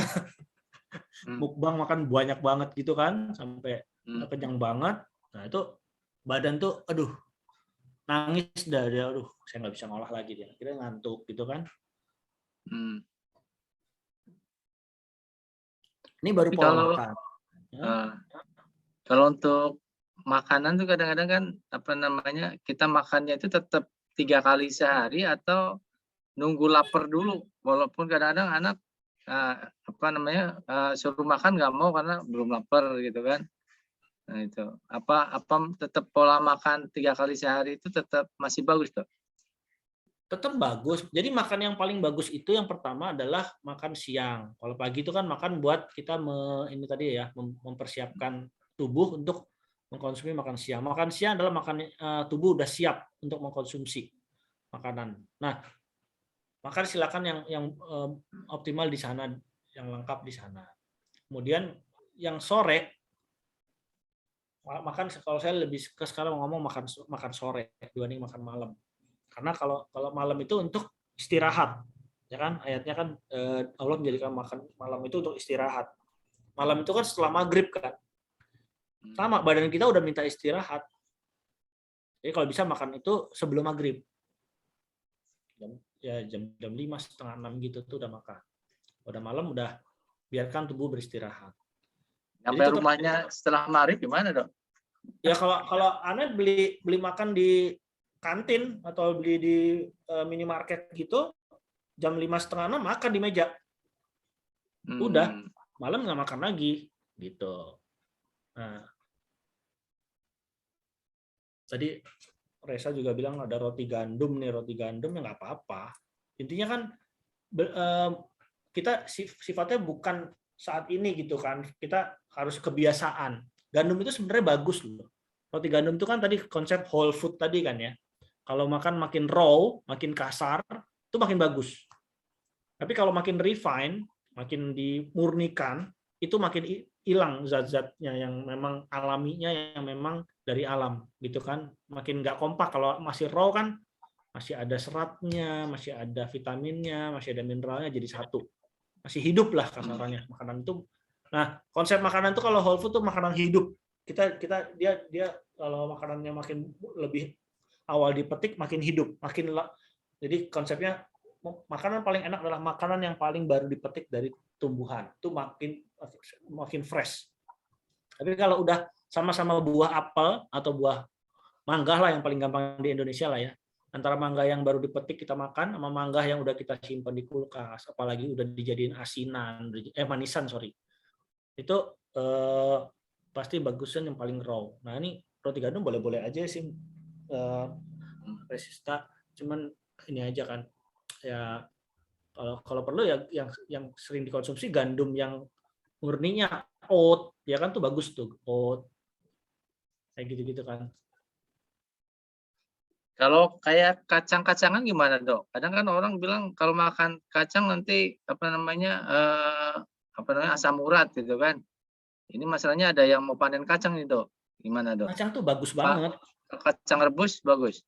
Bagus, makanya rebus-rebusan tuh oke banget. Rebus-rebusan. Dan sore-sore tuh kalau nyemil ya daripada keripik-keripik yang model keripik kentang, yang mendingan kacang-kacangan. Karena ada kacang yang baik rebusan maupun yang ovenan ya. Kayak kacang almond, kacang pistachio gitu kan. Kacang Arab. Itu nggak berefek ke itu ya tadi ya? Asam urat itu nggak, Dok? Walaupun posisi banyak ya? Sebenarnya asam urat itu gini, itu kan gara-gara kondisi ginjal kita yang nggak bisa ngolah makanan, nggak bisa membuang asam urat. Jadi asam uratnya tinggi. Bukan gara-gara kacangnya nih. Oke. Nah, kalau ginjal itu bisa rusak gara-gara apa? Ya gara-gara ini nih penyebabnya nih. Gula, garam, tepung. Nyampah ini. Yeah. Jadi lama-lama organ kita kan rusak. Nah, sudah rusak, kita jadi nggak bisa makan kacang-kacangan. Nah, itu ruginya di situ kan, Kang. Nah, otomatis kalau udah kondisinya ada asam urat, ya terpaksa memang harus dikurangin ya yang berisiko dengan asam urat itu. Tapi kalau memang enggak, yang direbus itu bagus kok. Kacang-kacangan semua tuh bagus. Karena di dalam kacang itu banyak minyak-minyak tidak jenuh yang Allah kasih ya. Dalam almond itu bagus banget. Semua kacang-kacangan kan tadi di Al-Quran disebut kacang biji-bijian. Biji-bijian tuh bagus banget buat tubuh kita. Ya. Ini enakan diskusi gini nih. Ya. Ini Ustadz Sahrul Arif udah ngasih kode nih. Kalau yang mau kalau mau yang asli dari kebun, datang ke kebun saya untuk metik langsung katanya kan. Oh, boleh. Kemarin udah dapat saya ini jagung petiknya. Sekarang ganti kacang katanya. Siap, nanti kita ke sana ya. Ada lagi Kang Dodo materinya atau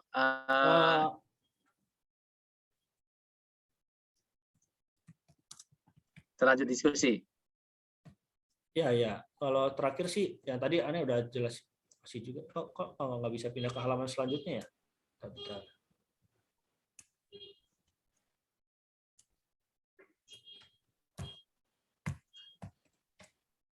Kok nggak bisa pindah? Bentar. Yang sabar.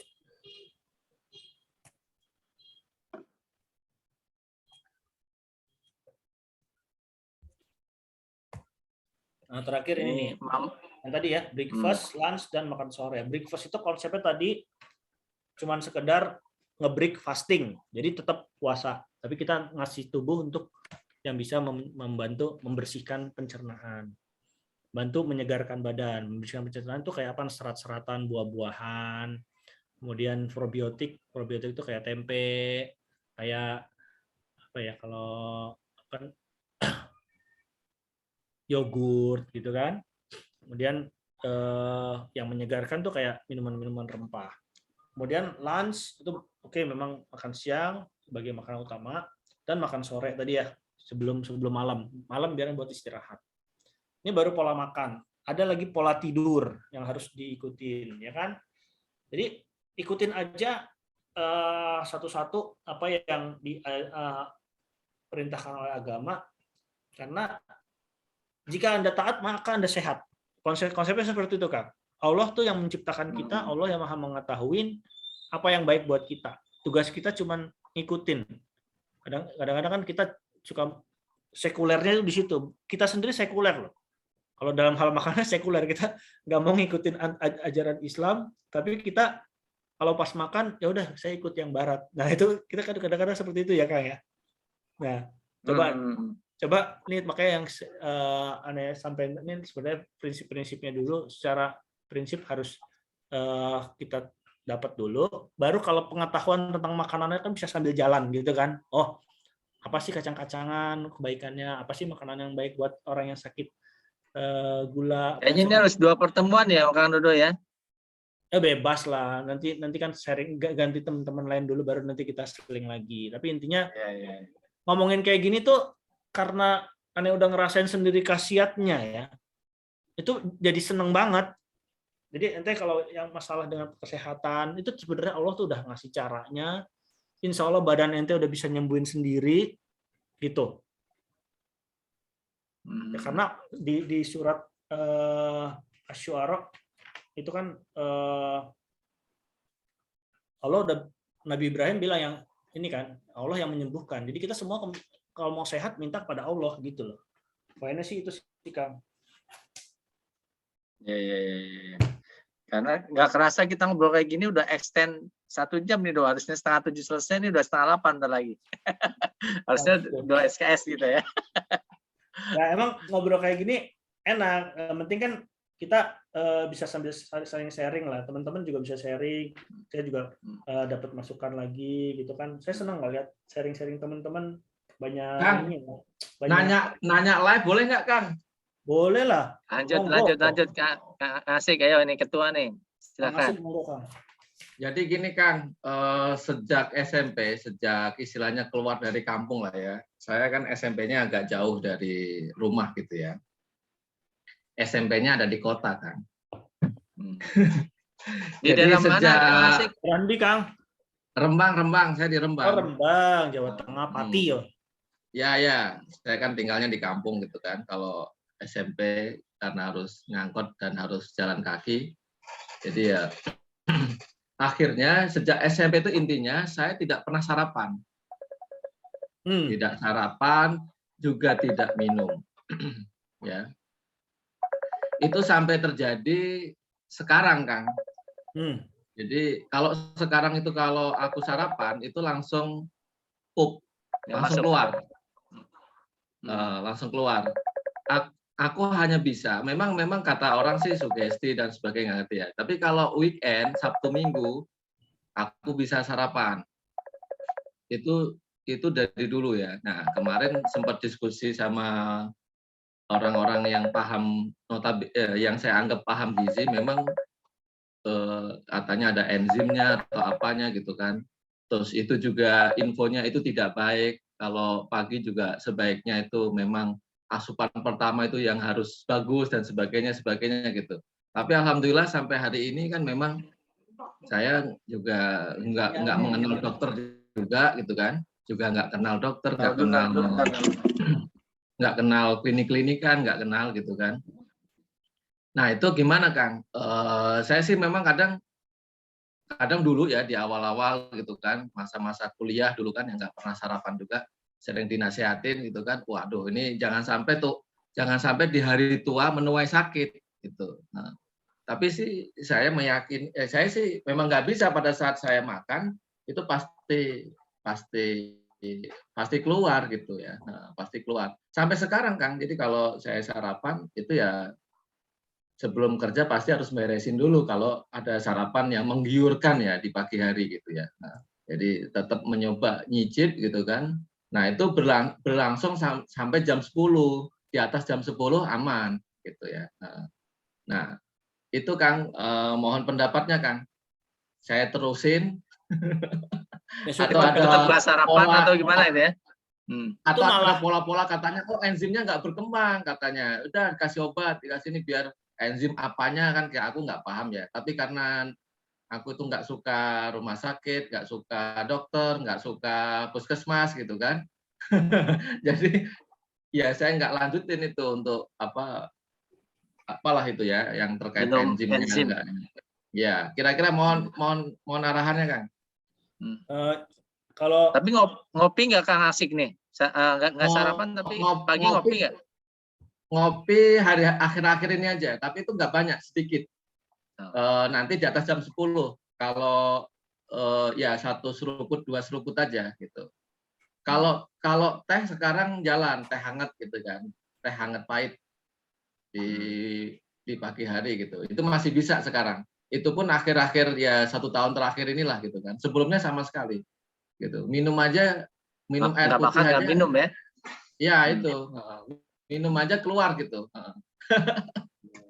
Tapi itu yang anehnya terutama di hari-hari weekdays ya. Kalau weekend gitu ya memang aku menikmati makan ya. Hari ini saya tadi rebusan kacang, rebusan jagung, terus buah-buahan apa itu, jeruk. Semangat kalau di hari libur gitu ya. Ya, terima Ya kasih. unik ya. Tapi mohon pencerahannya kan. Ya, Terima kasih sharingnya Kang Asik. Itu justru testimoni kalau menurut saya sih. Jadi kalau saya sendiri mungkin baru setahun terakhir ini nggak sarapan ya. Tapi kalau Kang Asik udah dari SMP, makanya SMP. badannya sehat dia. Badannya kan langsing dia. Oh iya, nih lihat dong. Iya, itu kan testimoni sendiri. Kan pertanyaannya dari pagi sampai jam 10-an, jam 11-an itu ngantuk nggak Kang? Lemes nggak Kang? Nggak sarapan gitu? Enggak. Justru Enggak, kalau kan? aku makan lemes. Nah, Karena itu, kalau aku makan justru kan harus kepikiran pup kan ke belakang. ke belakang. Nah itu justru malah nggak nyaman. Stres gitu. ya. Nggak nyaman. Karena kan jam 8 harus jalan kerja kan. Jadi setengah 8 lah malah jalannya. Gitu. itu Jadi, badannya udah punya pola yang enak tuh Kang. Emang iya udah dari sehat. SMP itu Kang. Tapi memang dari sisi pakar ya yang notabene saya anggap orang-orang yang paham gizi tidak baik. Yang bilang baik itu baru Kang Widodo aja hari ini. Saya baru menemukan jawaban. Oh, berarti keputusannya saya lanjutkan kan gitu. Lanjut. Orang Nabi aja kan kalau misalkan habis dari masjid, habis dari sholat subuh kan pagi kan ngasih ceramah kan. Pulang ke rumah jam 7. Di rumah ada makanan. Tapi Nabi lagi saum kan. Dibatalin. Ya udah makan yang apa diiniin. Tapi kalau lagi sampai rumah nggak ada makanan, ya udah lanjut saumnya. Hari ini saya saum. Gitu. Jadi pagi-pagi memang sebenarnya prinsipnya kita harus menguras cadangan yang tubuh tuh nggak bakalan lemes, dia akan menguras otot maupun lemak yang ada tubuh untuk menghasilkan tenaga dari malam itu kan. Jadi selama 8 jam tidur itu kita akan terjadi pembakaran lemak. Nah, kalau terjadi pembakaran lemak, adanya kan energi kan. Nah, cuman yang diedukasi sekarang kan sarapan dengan yang ini kan, dengan yang cukup karena habis tidur. Habis tidur itu sebenarnya kita karena mau beraktivitas itu biasanya yang itu dia. Jadi kalau nyiapin tenaga kesannya gitu. Faktanya ketika kita makanan banyak, kita ada ngantuknya gitu kan. Nah, ya kan? Nah, sebenarnya yang di Kang Asik jalannya udah benar sih Kang. Jadi kita biarkan tubuh kita memproduksi tenaga sendiri. Ya, oke. Jadi, oh ya, anak saya udah. Jadi kalau anak berangkat sekolah belum sarapan, nasi gitu belum makan sebenarnya nggak apa-apa itu ya. Iya, kita sebagai orang tua malah kadang ngomelin kan. Ya, bekalin yang tadi buat dia tetap supaya membersihkan tubuhnya dan makanan-makanan yang mengenyangkan, tapi seperti raw food tadi lah, kayak pisang gitu ya, kurma memberikan energi, tapi tidak buat men-stock up seperti nasi. Kadang-kadang kalau kita pagi-pagi nasi kan, gitu kan, malah membebani, prinsipnya sih itu. Kadang-kadang kan anak-anak juga lapar, kasihan gitu kan. Nah, tapi kita kasih asupan yang memang dia nggak lapar, tapi juga baik lah buat tubuh dia. Mungkin itu Kang, makasih Kang Asik sharingnya. Sip. Semoga pada sehat semua. Amin. Masih ada Kang Dodo? Udah cukup Kang. Nanti Oke. kita diskusi offline boleh. Baik, teman-teman nih, nggak terasa nih kita ngobrol terkait dengan pola hidup sehat sesuai dengan tuntunan Nabi kita Muhammad SAW. Ternyata nggak kerasa kita udah extension waktu hampir 1 jam ini. Harusnya 6:30 selesai, kita sampai 7:30 karena ngalir dan kita sangat beruntung nih teman-teman yang ikut Zoom pada pagi hari ini, karena membuat kita setidaknya ada pemahaman yang menarik, dan kalau dibilang baru mungkin sebenarnya enggak, karena banyak yang sudah menyampaikan, tetapi menjadi penyemangat baru mungkin bagi kita itu iya, karena ini menjadi pola hidup kita yang mungkin bisa jadi akan merubah kebiasaan kita dari mulai sarapan, makan siang, bahkan malam itu kan, yang tadi disampaikan oleh Kang Dodo nih. Jadi